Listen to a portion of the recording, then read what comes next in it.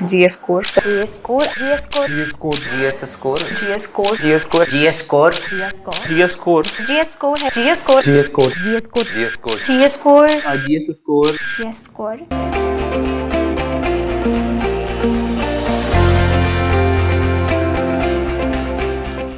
Dear students, myself Dr. Surendra Singh, Faculty of Sociology, and in a GS I have been teaching Indian Society and Social Justice. We will pick up some of the themes. The two videos which you have uploaded was there in terms of sociology, paper 1 and paper 2. And I promised in the video that we will be talking about the certain themes.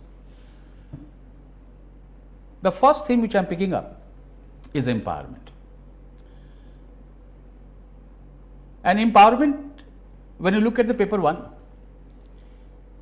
at the end of the paper you find about the 4 concepts in a row: secularism, communalism, social empowerment and regionalism.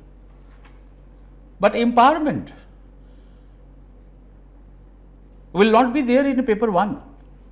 It will also be helping you to understand empowerment in terms of the governance and also in economics. Empowerment is also a topic which invariably is asked in essay. Thus, our aim is not only to understand what empowerment is all about, but also to open up the dimensions so that we would be able to write that in an essay. So, let us pick up. I am not talking about social empowerment. And why I am not talking about social empowerment directly? You will understand it. So, I am talking about the concept which I am today picking up is empowerment. I have always told the students that whenever you approach a paper, or approach a concept or any theme, you just try to understand it from a layman's perspective and open up the dimensions as much as you can. And when you say open up the dimensions, so here we are opening up the dimensions in terms of conceptual clarity.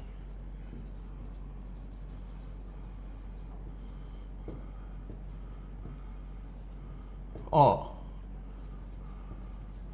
understanding. In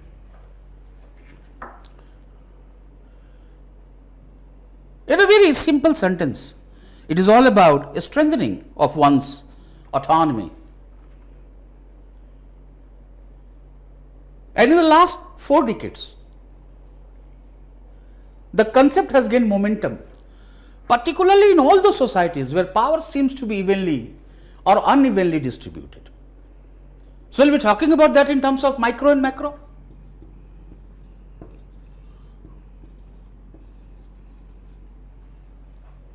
And then we will also be opening up the dimensions. Not denying the fact that the moment we talk about the concept of empowerment, it seems to be intricately linked to the concept of power.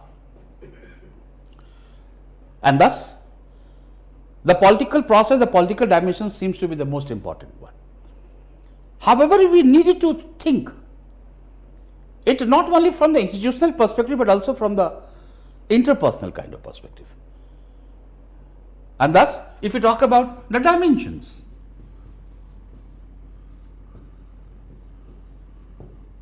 we will open up that in a 5. First one is called cognitive perception. Asking of the question, who am I? It means I am talking about whosoever is disempowered in the society. They first will have to raise the question who they are, who am I? And once you have understood who am I at both micro and macro level of a society, then you will also be raising the question that what I can do. It means the moment you come, what I can do. You are coming to the second dimension, that is called psychological.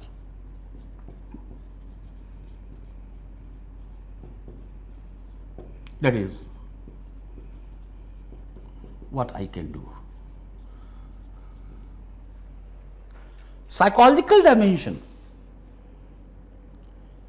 is a process of optimism, hopefulness, that together things can be changed.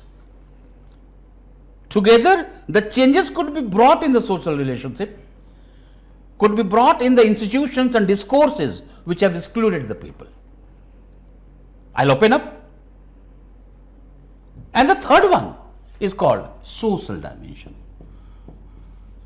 That is asking the question, what is my social standi? Where I am placed in a society? So it is, what is my social standi?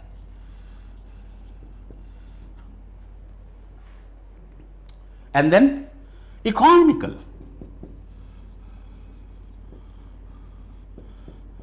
Am I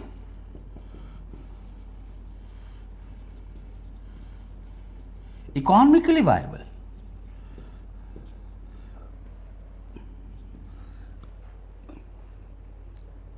Many a times I have always said that yes,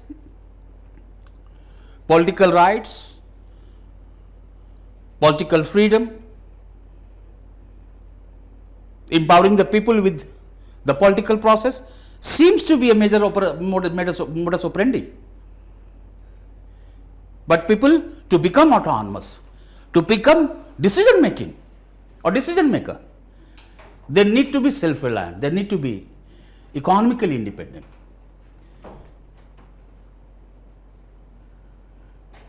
Anyone who is not economically viable has a very low self-esteem, does not have a self-respect, does not have a respect in a society. So the fourth dimension is, am I economically viable? And the fifth one is called political dimensions. That is, how I have been defined politically,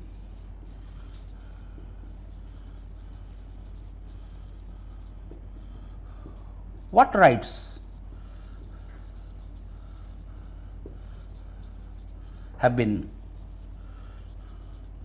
granted to me,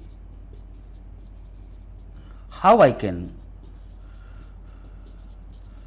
avail them.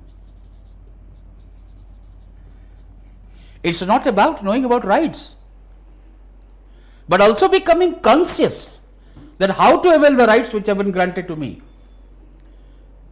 Out of these 5 dimensions, the social dimension encapsulates all these 4.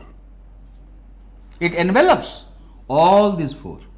It means when there is a question on social empowerment, all these 4 will come out. However, the most important thing that we need to remember, there's these 2, economic and political, are basically called institutional dimension. And cognitive and psychological are called interpersonal dimension.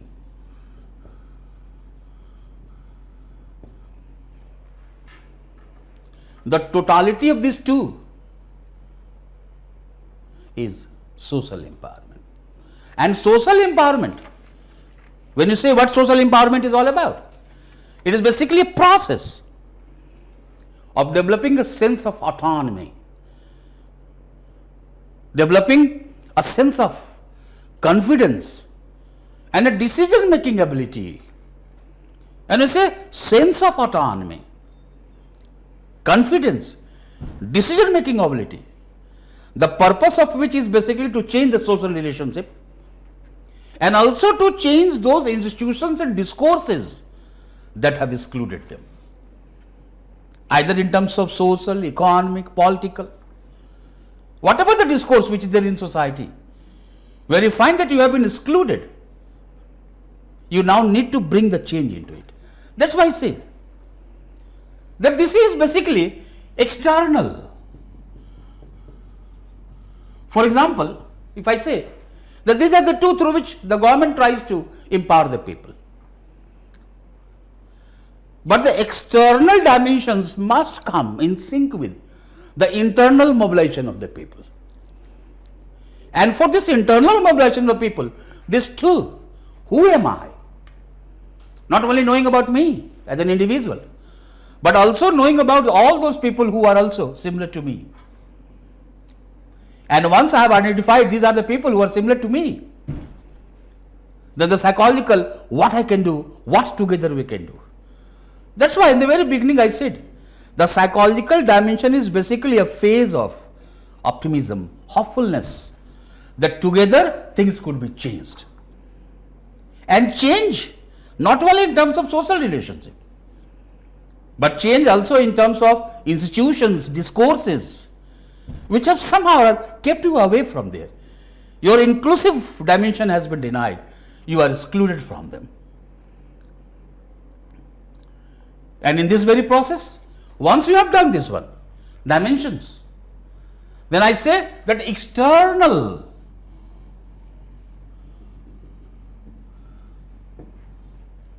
must meet with internal. This is internal.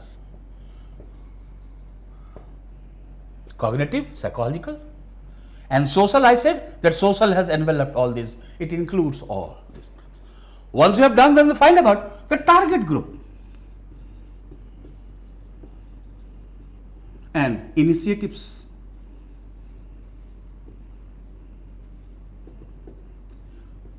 From the two perspectives, constitutional, broader articles, and programs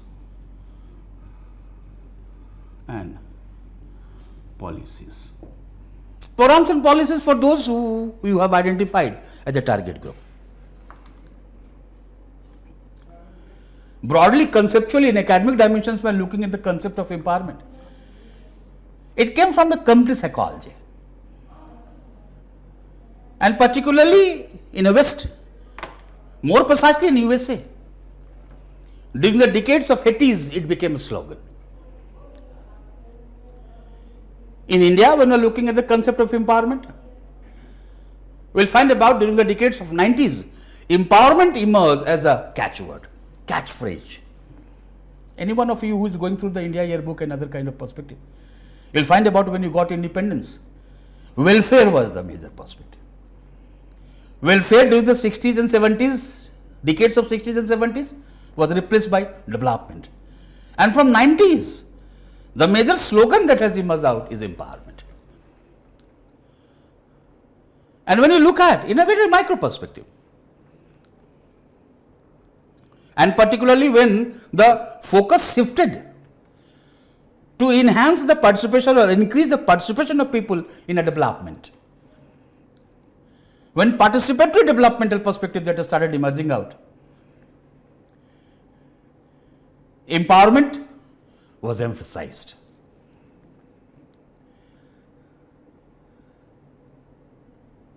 However, when you are looking at development, we are saying about when in the process of development, participation of people was thought of,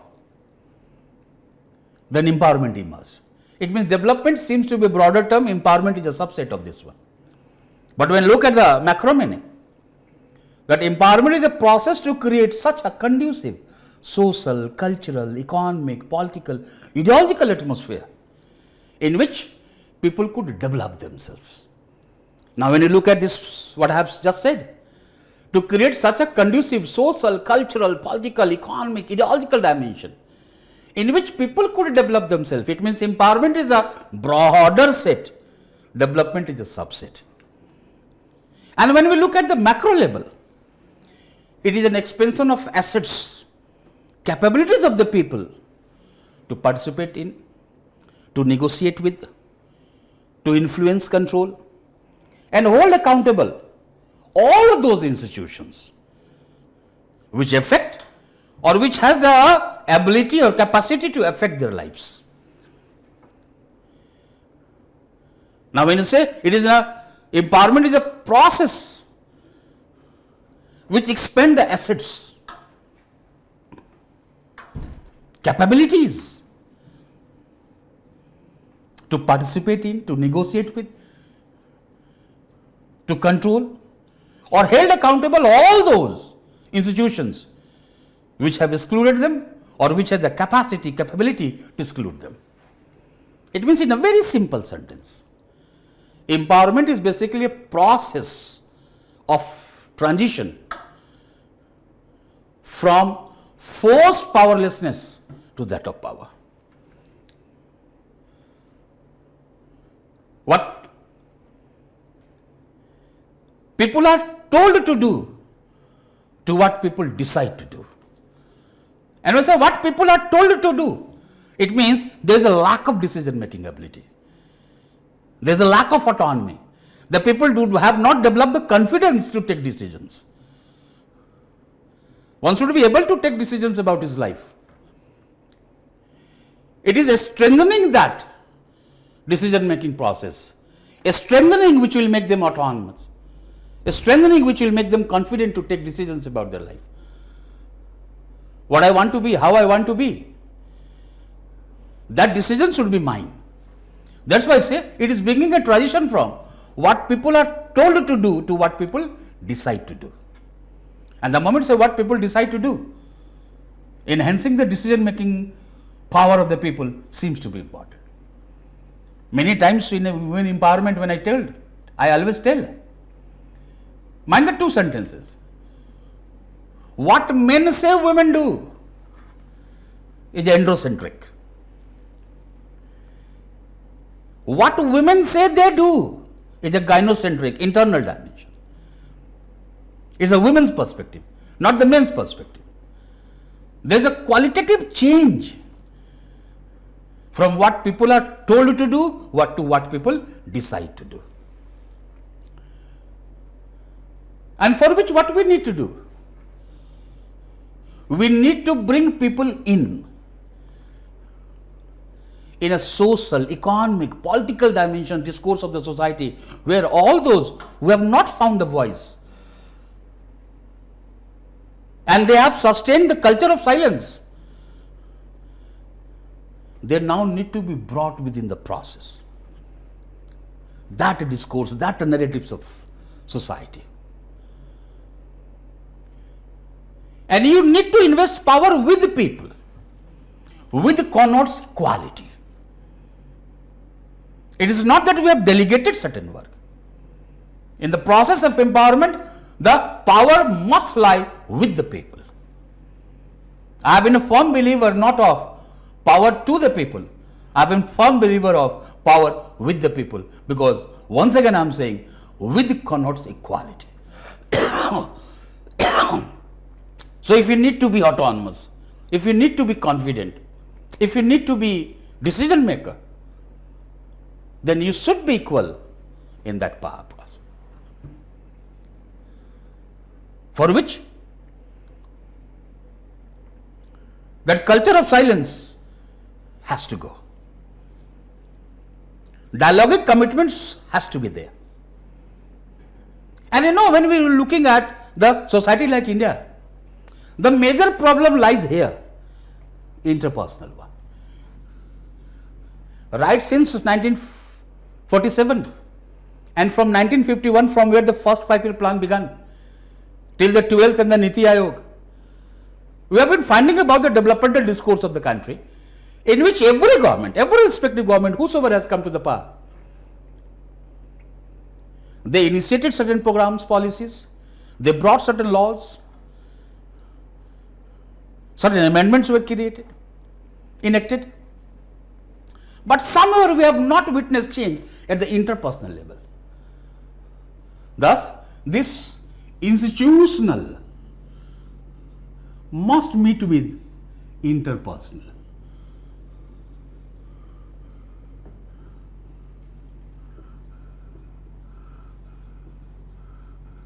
Why I am saying so?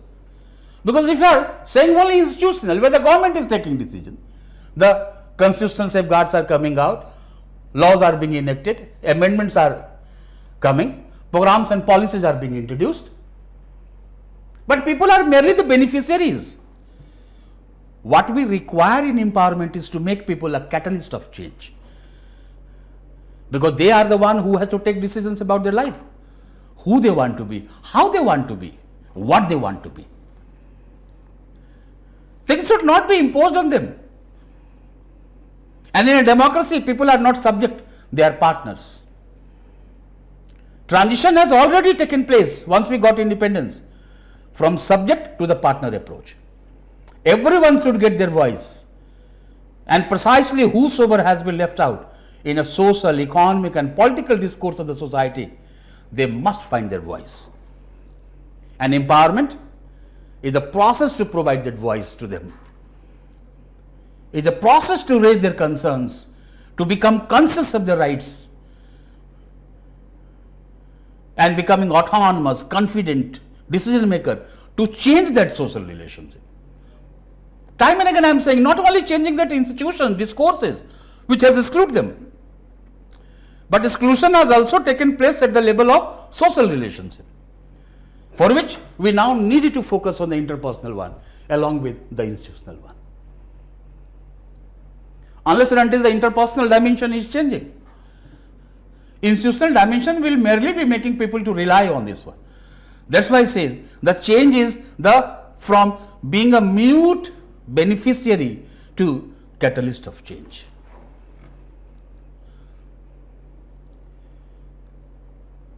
And everyone, once they have tried to become autonomous decision maker, to bring change in the social relationship, here the situation will change. People will get their economic independence. Economic independence will provide them a very root to their autonomy, to their confidence, to their decision making ability. It is a conscientization process of knowing, making people know that how they have been defined politically. What are the rights? And not only knowing about the rights, but how I can avail it. If the right has been vindicated, how I can avail it. The old traditional power pyramid of the society requires change. When I change the old traditional power pyramid requires change, then people has to be brought in, power has to be created within. But I have been a firm believer that empowerment should be a gradual process, not a radical process. And it should also ensure that the process of empowerment should not bring a significant negative impact on the power of the powerfuls. Every segment of society has to be taken along with, providing voices, providing autonomy, providing the confidence, decision making ability to all those who have not found their representation, who were disempowered. Right from Dalit to the tribals, to the women, to the children, to the old age, to the minorities, the welfare beneficiaries, to the transgenders, all are the target group. The people from the unorganized sector as well. Whosoever have not found their voice, whosoever have not been left out, they need to be brought within that process. But it does not mean empowering the disempowered, does not mean disempowering the empowered, failing which rivalry will emerge, failing which animosity will emerge in a society. That's why once again I am saying it should be a gradual process, should not have a very significant negative impact on the power of the powerfuls. Every segment of society should be taken along with. And though I say that when you are looking at the concept, academically the concept of empowerment from 80s and 90s getting momentum in social sciences and humanities, once we got independence right from 1947, Constitution emerged as an aspiration presented to the imagination of the citizens. It is not merely a list of articles granting rights, freedom, liberty, no. It's an aspiration presented to each and every citizen of the country, to their imagination. Irrespective of caste, creed, sex, place of birth. This democracy, the moment we move toward the process of democracy, the process towards achieving empowerment or beginning empowerment began. Article 325, in which we granted the right to vote, And thus, right from the fundamental right to the DPSP, if I talk about Article 14, 15, 16, 16.1, 16.4, 16.6, 17, 18, 19, 21, 23, 24, 25 to 29, 30, 31, and when you go to DPSP, 38, 39, 41, 43, 45, 326, the right to vote, and then 330, 332, 334, 335, 340, 341, 342. But the most, I always say that the most significant step towards empowerment began when we came out with the 73rd and 74th Amendment Act. And with this 73rd and 74th Amendment Act, more precisely at the level of panchayats, which are panchayats which have basically survived the rise and fall of the dynasties in the country in India. They had worked in a perpetual negligence. This article, this amendment, enactment of 73rd and 74th Amendment Act, that enabled the panchayats with the power. The women's, the Dalits, the tribals, they all started emerging out. So here, once I said about Article 14 to 15, 16, 17, 18, 19, 21, 23, 24, 25 to 29, 38, 39, 41, 43, 46, 326, 330, 332, 335, 334, 335, 340, 341, 342. We'll be talking about in the class. We'll be talking about these articles, and you'll also be becoming comfortable with these articles when you go with your polity class. So, the constitutional initiatives, and then the target groups we talked about in terms of SCs, STs, women, children, old age, transgender, whosoever the target groups you should identify. You now need to look at what are the programs and policies which have been initiated. And once you have done this one, I always request, way forward has to be talked about by you. Here, what is the way forward? And look that critically, that what we mean by it, what are the dimensions, what have you achieved, where we have derailed,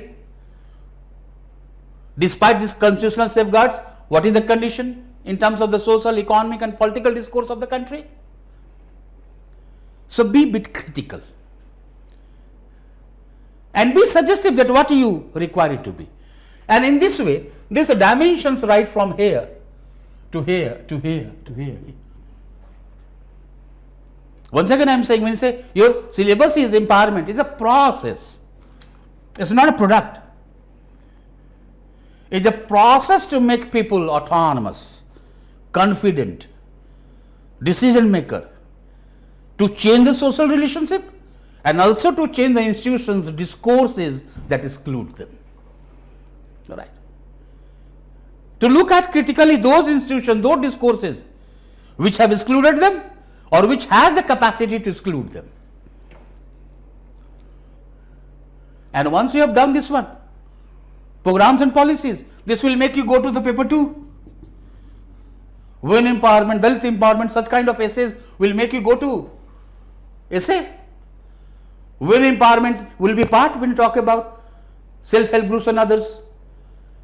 We will be talking about in terms of the paper 3. So that way, cut across the lines of the boundary of the syllabus from paper 1, paper 2, paper 3. Bring about everything and open up the dimensions on this dimension. When the class begins, we will be going more deep into it. And we will be picking up one by one these all dimensions, one by one all these meanings. The articles, the constitutional safeguards, their lacunae, where we have not been able to do that one. So in depth, every dimension will be opened up and we will be talking about that one. I hope With these dimensions, at least you have developed not only what empowerment is all about, what are the dimensions, but you have also come to know to look at the process. Not read between the lines, but go behind the lines, behind the facts. And I hope I have made you to go behind the lines. So in the coming days, few more themes I'll be picking up. I'll open up the dimensions and I'll make you look at the dimensions, look at the theme from the different kind of perspectives. And that way we'll also be talking about some of the questions which have been asked in your GS and others. So in the coming days, more themes will be starting coming up. All right. Thank you. All the best.